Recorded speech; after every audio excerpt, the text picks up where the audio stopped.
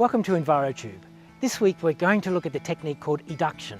Eduction is a way of splitting a wild native beehive into two, and typically you use it with a wild hive, especially a wild hive that is in a position that's going to disappear. Maybe a tree that's going to be cut down, maybe a branch lying on the ground in an unsuitable position. And in fact, that's exactly what happened this time.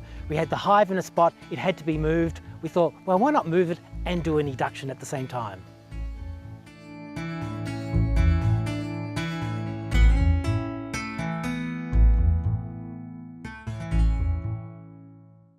Look, the critical part about an eduction is actually getting the bees from the wild hive into your oath hive. That's the original Australian tetragonnular hive. So to do that, you get something like a PVC pipe, but I've seen people use metal. The actual pipe isn't that important, and you connect it from the wild hive to your oath hive.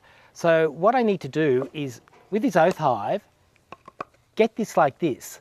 Now, in here, I've got a little bit of timber, and you can sort of see, I don't know if you can focus on that, but I've actually put a bit of timber in there with a smaller diameter hole. The whole idea of this smaller hole is that the bees will be able to seal it off, because eventually the educted hive, the budded hive, is going to have to be sealed off from the mother hive. That's a critical part of this whole process. I'm just going to use the drill just to make it a little bit wider, just so that it's really bleedingly obvious to the bees this is the way to go. One of the mistakes that people make when they're trying to do an eduction is they get a log, right? So here's a wild hive. It's been sectioned up by a tree lopper. That means it's been cut in bits. So this bit and this bit, it's actually two halves. And inside the log is hollow. So what happens is sort of you basically reconnect, and you can see, if you look really carefully, you can see this is the entrance of the hives. This is where the bees are coming in and out. You can see this wild hive, this is the entrance of the hive. So if you're going to do an eduction, you've actually got to fit your oath hive, or whatever you're going to use as your artificial hive, to the entrance. If you watch this, I'll take the foam off. I've just put this on for insulation.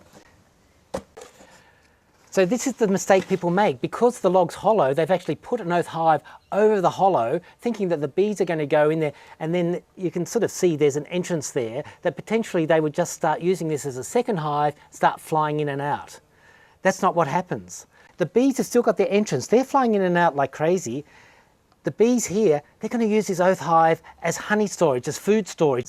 What happens is they seal up the entrance. They're never going to set up a separate hive. So if you put this on your log thinking you're going to get an eduction, never going to happen. It's just going to be honey storage.